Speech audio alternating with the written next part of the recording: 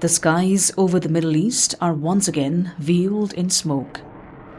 February 28, 2026.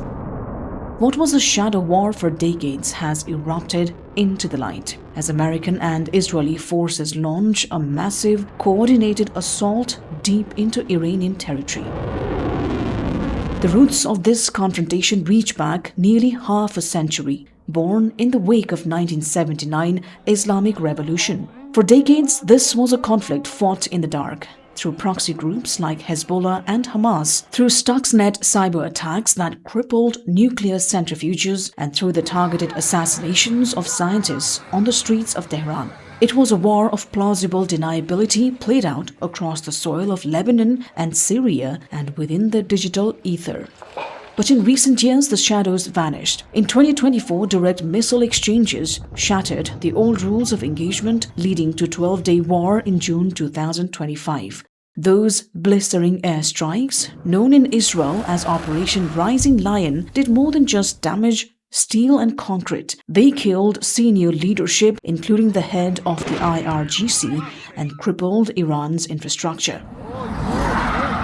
By early 2026, the diplomatic window slammed shut. Just 2 days ago, on February 26, final hour nuclear negotiations in Geneva ended in a bitter stalemate. The US demanded a total, verifiable end to all uranium enrichment and the dismantling of facilities at Fordow and Natanz. Tehran refused, and within hours the US began moving a massive naval armada into the Gulf. February 28, the silence broke. The Pentagon has dubbed it Operation Epic Fury, while Israel calls it Lion's Roar. At dawn, over 200 fighter jets and sea-based missiles struck dozens of targets across Tehran, Tabriz and Isfahan, specifically aiming to raise Iran's missile industry and naval power. US President Donald Trump has framed this as a definitive mission to eliminate what he calls an imminent threat, even appealing directly to Iranian people to take over their government.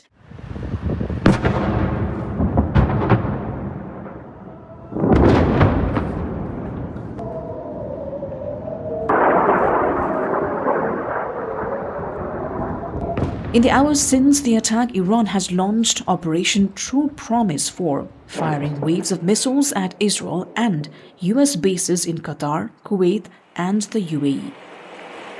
As airspace has closed, with the regional powers bracing for impact, the long-feared total war is no longer just a warning. In all of this, the world is left to wonder. Will this overwhelming force dismantle what the US calls nuclear threat, or has it just lit the match for further uncertainty? Sarah Sapsanama reporting for NTV World, Kathmandu.